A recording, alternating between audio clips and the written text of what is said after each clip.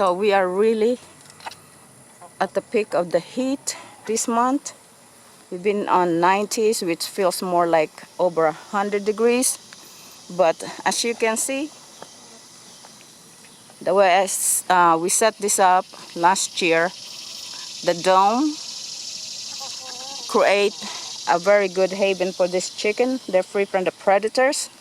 I mean, safe from the predators.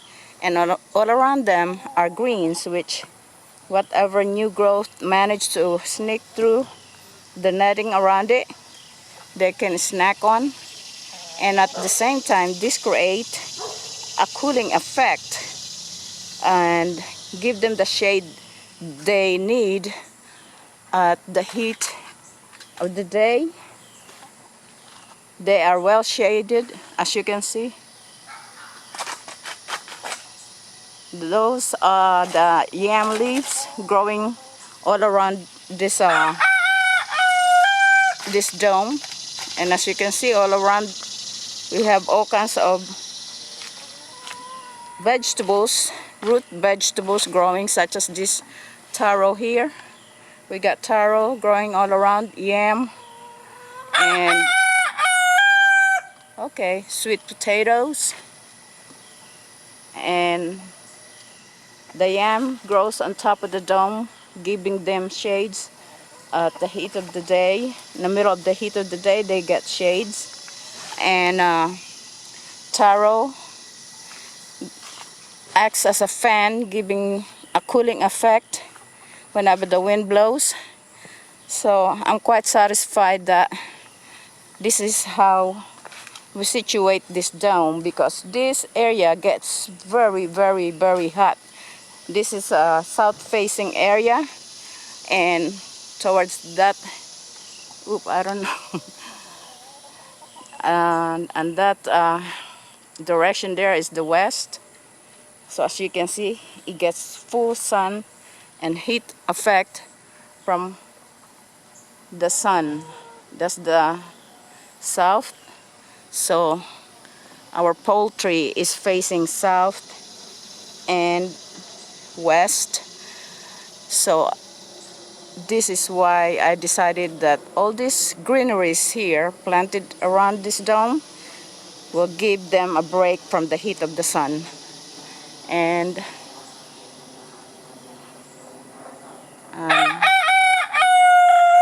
I'm very happy with the way it looks right now, because we are now experiencing the hottest time of the year, which is from July to September.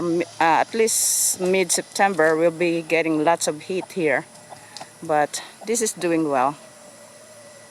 Chickens are happy. They're laying, giving us eggs, no less than a dozen a day, and I believe we have at least 15 to 16 hens here. And as you can see, they're quite happy, looking happy with their environment and nice and healthy.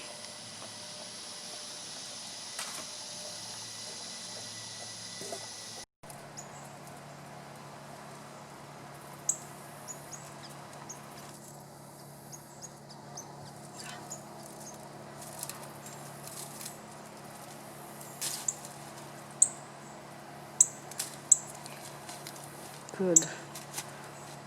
Some break from the heat, overcast.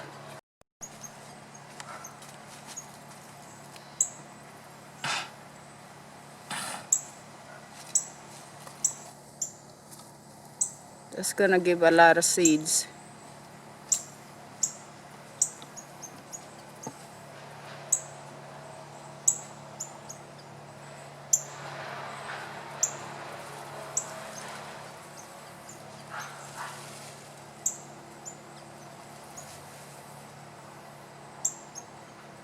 It's a very long one.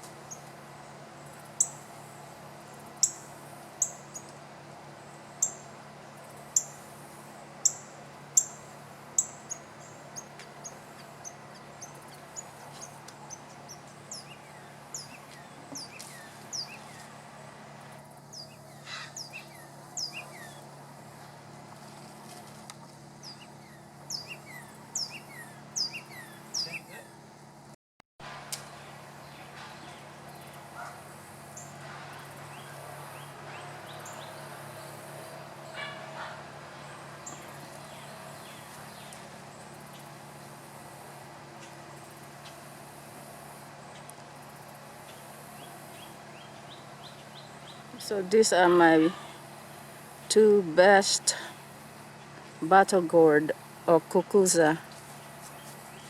I had two of them, so you could imagine how much seeds I'm gonna get out of them. So if you're interested on some battle gourd seeds, be on the lookout for the seed giveaway this coming winter.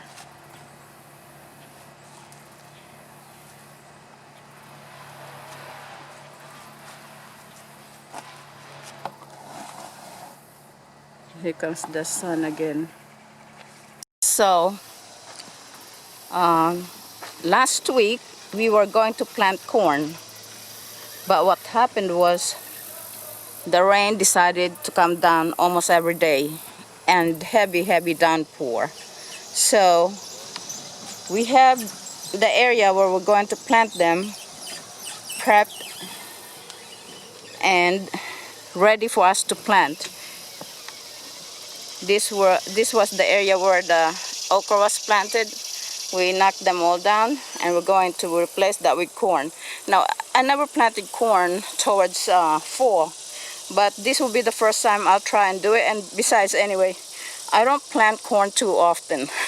As you might notice, I have planted corn before, but that was early in springtime where we got started. Sometimes spring, that's how I would plant the corn. But this year I'm doing something I have never done before, which is plant corn towards fall. And as you can see, it is very hot right now. But if I wait for the best weather, I may never get to plant the corn this year, because this is like an experimental planting. Like I said, I never plant corn towards fall seasons, but we are going to give it a try. And also that another factor to consider is this is the time where the bugs are really a frenzy, feeding on everything they could get there, whatever, proboscis or beaks or whatever they might have. And what I did to kind of work with the weather is, since I can't work out here last week, I went ahead and this is something I really don't want to do. I normally would put the corn directly to the ground, but this time, since I had to have a little head start or I will never be able to plant them, I decided to start a seedling in these cells here. So I don't know how many I have here. 1, 2, 3, 4, 5. 1, 2, 3. So I got about 40 corns here, more or less, because what I'm doing, as you can see, I have been thinning those that have at least 2 in them, like this. I'm leaving those 2 shoots and that, like this, because since it's just started, you really can't tell which one will make it or not. So those I leave alone, but these, which are about 2 inches tall, I went ahead and, as you can see, eliminate one of them at least. Okay, so let's we're gonna get started planting. As you can see, I have about 2.5 inches growth on this one, and you can see how healthy the roots are. And so I'm just being careful pulling it without damaging the root, and then we'll go ahead and plant them directly to each designated area. As you can see, all those little depression is where we're planning to plant each seedlings. And I'm trying to maximize the use of this bed here. I tried to make 3 rows at first, but I realized that would be very crowded in there. So I just went ahead with 2 lines, 2 rows, very close to the edge of the raised bed, and about, let me say, 1, 2, 3, 4 right in the middle, so that we can make use of even the middle area, but not causing too much crowding. Okay, so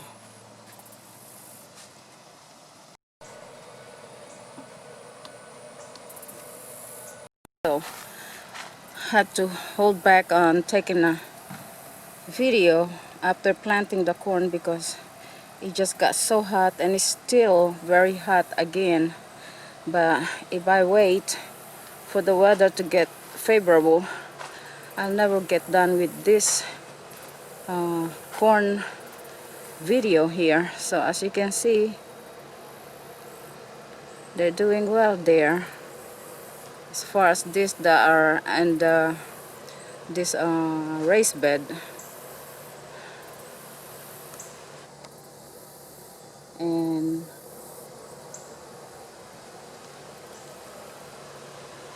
let me show you the rest of them. You might not be able to see very well because we put the bottle to protect it from any bugs. And so for now, let me see if I could focus so that you can see what's inside. Those are the corn seedlings there, as you can see.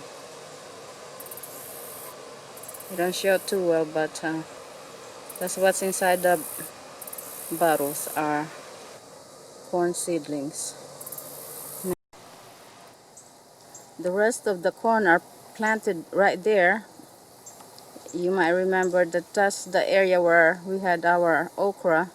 We had so much okra already, and that's enough of that. And now we put corn in its place, and I'll be able to show it because, as you can see, because it's of the extreme heat, my husband went ahead and put a little shelter for now until it's kind of well established.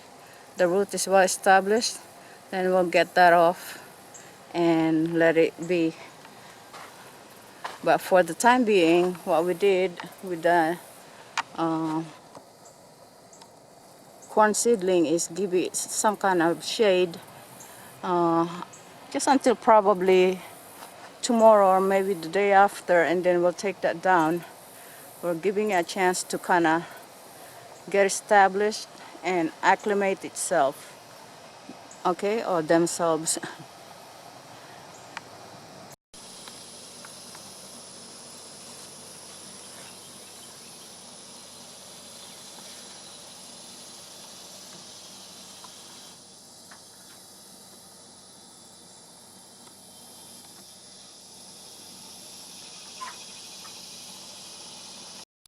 So much fruit still.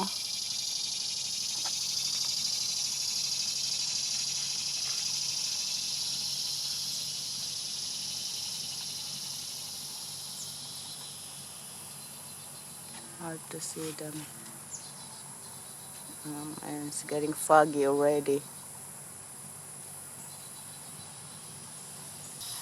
It's very, very productive this year as well, Daddy.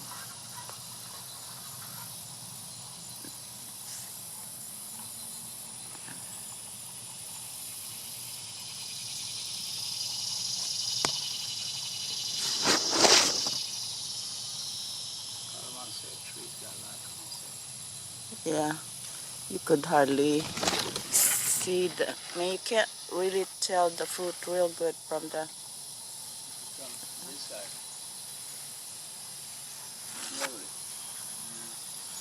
oh,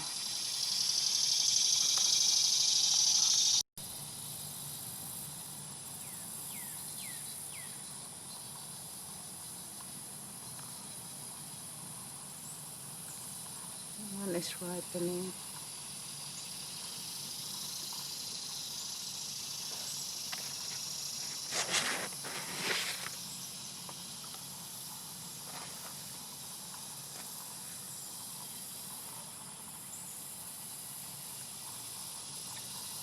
Hmm.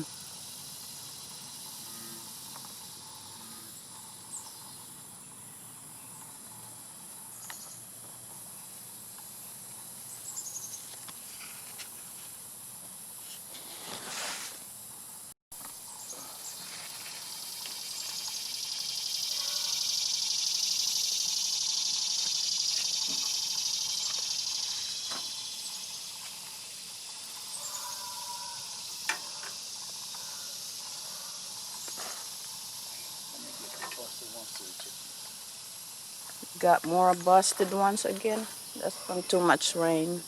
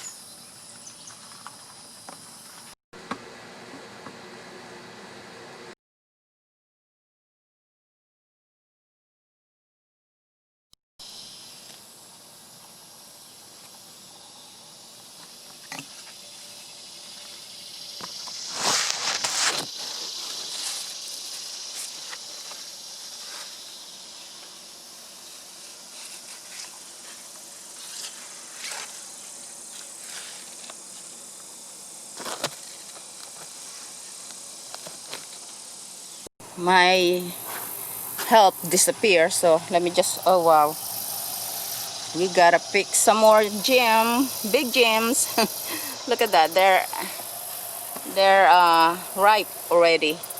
I will be saving some of the seeds, but these big gems are ripe. And I like the fact that this pepper is not, it's hot, but it's not really that hot. Okay, it's medium, more like a jalapeno, maybe even on the milder side. And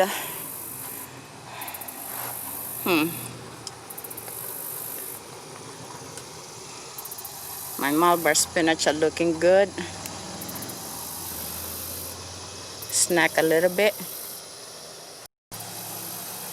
I like to snack on something every now and then whenever I'm out here. Oops, pardon me. Got it actually on the screen.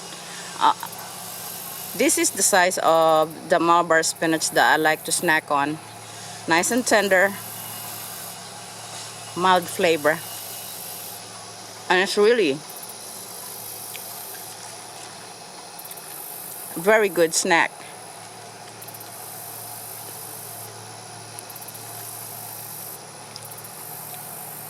They're very nice and tender. Almost gelatinous when you chop on it. Kind of gelatinous, but pleasant tasting.